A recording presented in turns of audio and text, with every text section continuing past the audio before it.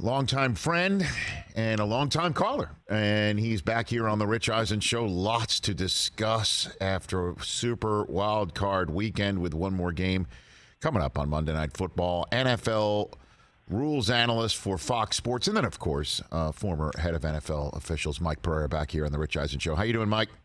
I'm doing great, Rich. Let's jump in it with both feet, starting with the end of the Cowboys-49ers game. Did you have a problem with the mechanics, the way it all went down at the end of the game on Sunday? A little bit. It's interesting. I flew from Tampa to Dallas and landed in Dallas with Troy and our producer, Rich Eisen, and we got the game on our phone. It was the last minute. So that's really all we saw. The game was the last minute. Okay. And we were looking at this thing, and, the 49ers, 4th and 1, the measurement, they're short. Now they're going to go for it. Then they didn't get set. And then it goes to the last play, and we're watching this on a phone in the airplane. And we're going, what, is it over? We're like everybody else, watching it. And, obviously that's been the discussion point today. And I think the thing is, to me, look, people are saying that the umpire and the referee were so far back. Reuben George is the umpire, and, they line up 15 yards behind the line of scrimmage. And when Dak steps back, they step back. And so they had a long way to go. And so I think they worked their butts off to get to the spot. Really, though, to me, and we have discussed this before, the one thing when you're in such a hurry up like that, don't worry about a yard, putting the ball back. I mean, he could see that the line of scrimmage guys on the outside had a spot on the solid line, but just touch the ball and get out of there. And if you want to adjust it, if there's still time left on the clock, then you can put it back a yard. But when they look at this, that's what they're going to say. Hey, if this scenario hits again, you've got to touch the ball, okay? And it's hard. You got to go through players that are already in three-point stances and ready to go, but you've got to touch the ball. Touch it and get out. Don't worry about moving it back a yard because, that's hardly relevant at that point of time anyways. But, it's very interesting to watch the last minute of the game and then listen to the post-game comments by the announcer, Babe Laufenberg, who didn't talk at all about the umpire getting the ball. He talked more about the 14 penalties that the Cowboys committed, and he said they earned every one of them, except one maybe a little iffy, and he talked about them being undisciplined. And I have a hard time putting that last play where maybe they would have gotten a playoff. I have a hard time putting the total focus of the Cowboys lost on that. But that being said, I think mechanically it could have been handled a little bit better. So the 2 cents would be, one, in the same way that Dak would have homework and the Cowboys would have homework to drill into Dak if he needs it, to find the official, to give the football to the official to spot. Don't give it to your center to spot. In the same way you would tell the umpire, just touch it, get out of the way. They're going to spike it anyway. Then you respot the ball before the end of the game. That would be the homework for the ump. And I must tell you, and I thought about this last night, in some ways I accept part of the blame on this. Okay. Because if you go back to 2009, after the 2009 season, before I left in 2010, I'm the one that pushed for the change, the mechanics change, to move the umpire into the offensive backfield. And I knew that it created a hole. I recognized that, but I was more interested in umpire safety because I was losing 2 a year. They were getting killed. They were getting used as picks. So I said, let's move him to the offensive side. I think if he'd have been in his old spot, he would have gotten there quicker. And that was a concern. And we at that point said, hey, if it's a ball downfield and the back judge can get to the ball, do it, but it's still the umpire's primary responsibility. And it is one of those situational things that come up that probably that mechanics changed kept the umpire from getting – obviously, if he was lined up behind the linebackers, he would have probably gone right with the team down there and would have been there quicker. But so I guess I accept some of the blame for that. Fox Rules analyst Mike Pereira, former head of NFL refs, right here on the Rich Eisen Show. Let's get to the game in Cincinnati. This was a huge conversation for much of the day Saturday, and it's gotten knocked off of a lot of Twitter exchanges because of what happened in Dallas. But the whistle being blown as Joe Burrow let loose with a touchdown pass because I guess the official thought that Burrow was out of bounds. The whistle clearly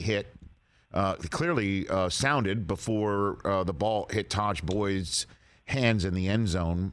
What is your opinion of that sequence from that game? Well, my opinion is that I'm really pretty disappointed and actually very concerned. And I did express those sentiments to the league because basically what they attempted to do and what they ended up doing was ignore the ruling that was made initially on the field, that Burrow stepped out of bounds. That was the ruling that was made.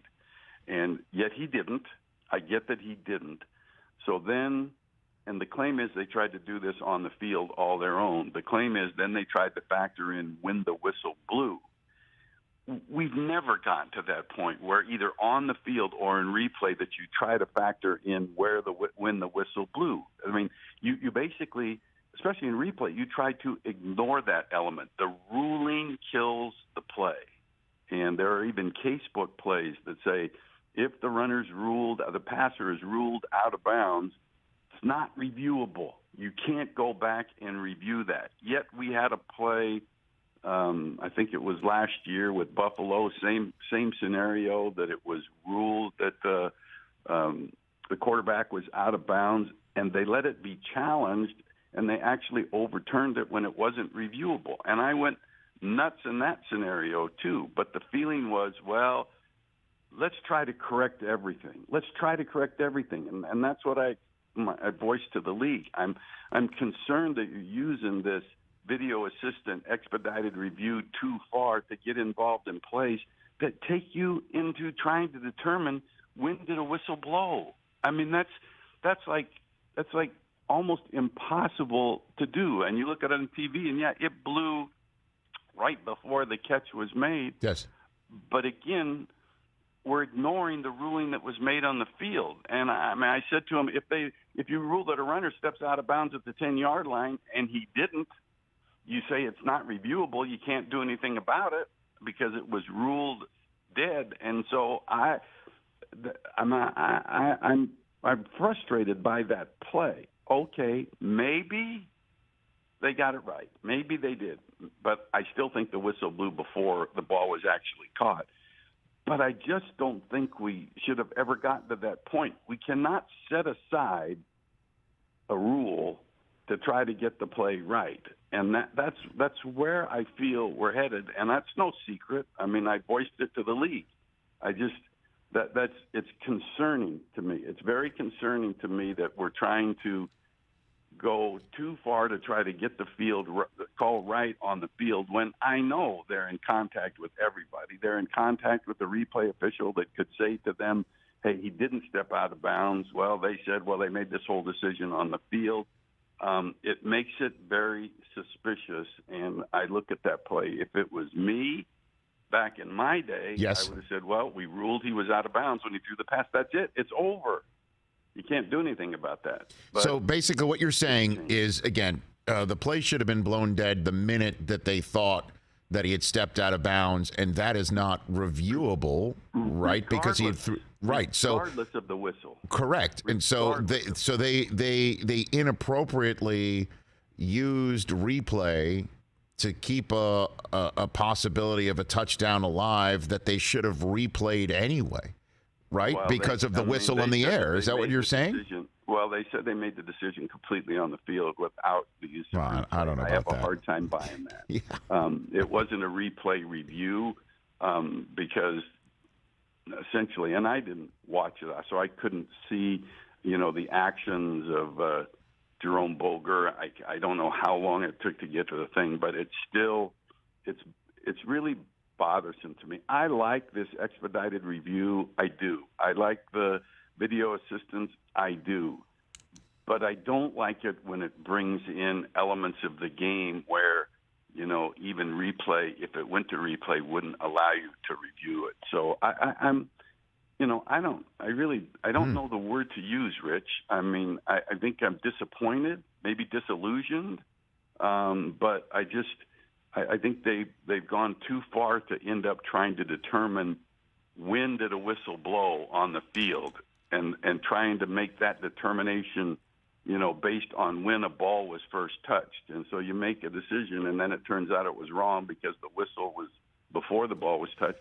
It's confusing to a lot of people, Mike. I got to be honest. This is confusing because the conversation is they should have replayed the down because the whistle was inadvertent, and that is the rule. I don't believe that. I know what John Perry said. I know what others said. The fact is that the whistle blew because the official felt that the player was out of bounds on the line, and that's why it blew. I don't call that inadvertent. I call that killing the play because you had a ruling on the field of him being down out of bounds. So I don't buy the inadvertent whistle. It was blown for a reason, and that when that was blown for the whistle was blown because you felt that the runner stepped out of bounds. That's it.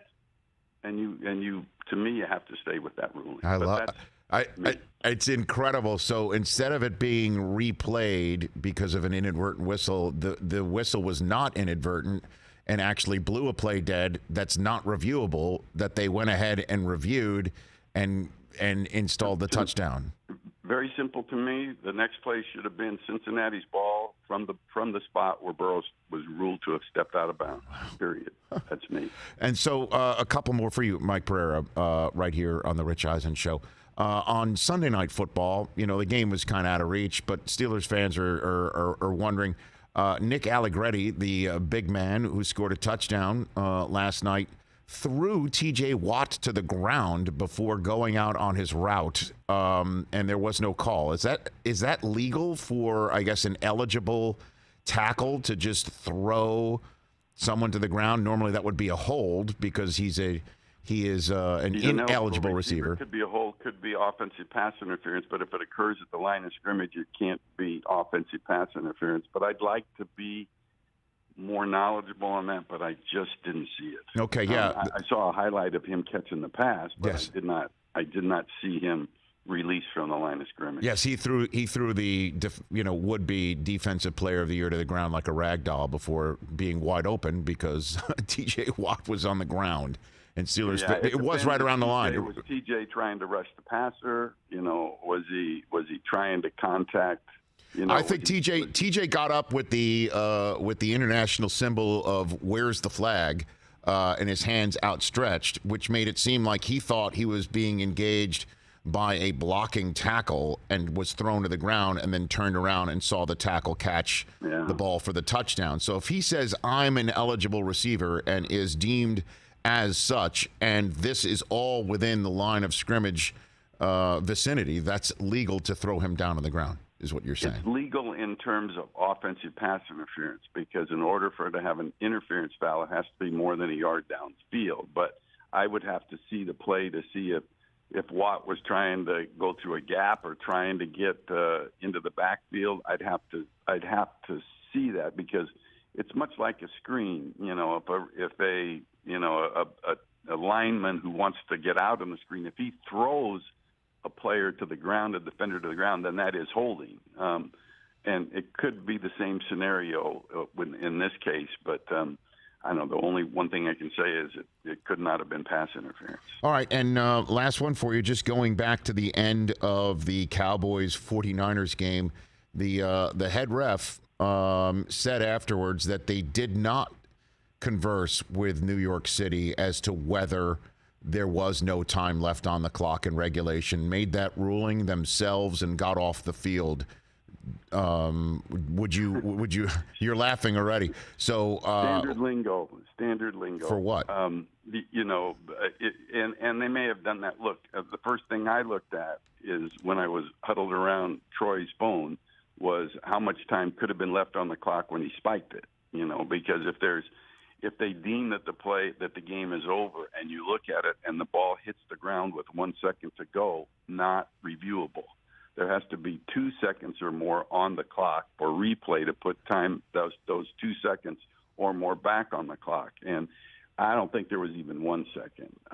But I promise you that because that actually is reviewable. They may not have conversed with New York, but they would have conversed to the replay official before they left the field to make sure that the time had expired. No conversation about the mechanics of putting the ball down or that, but replay is responsible for making sure there is not 2 or more seconds left on the clock, and if there's not, then the game is over. So I'm sure that was the conversation. And you have no problem with the game being ruled over then? No. Okay. Mike Pereira, thank you for the time. Let's do this again down the line. We'll see you soon. You got it. Take care. There is former NFL VP of Officiating and Fox Sports NFL Rules Analyst Mike Pereira here on The Rich Eisen Show. Hey, you watched all the way to the end. Thanks for that. Watch more right here.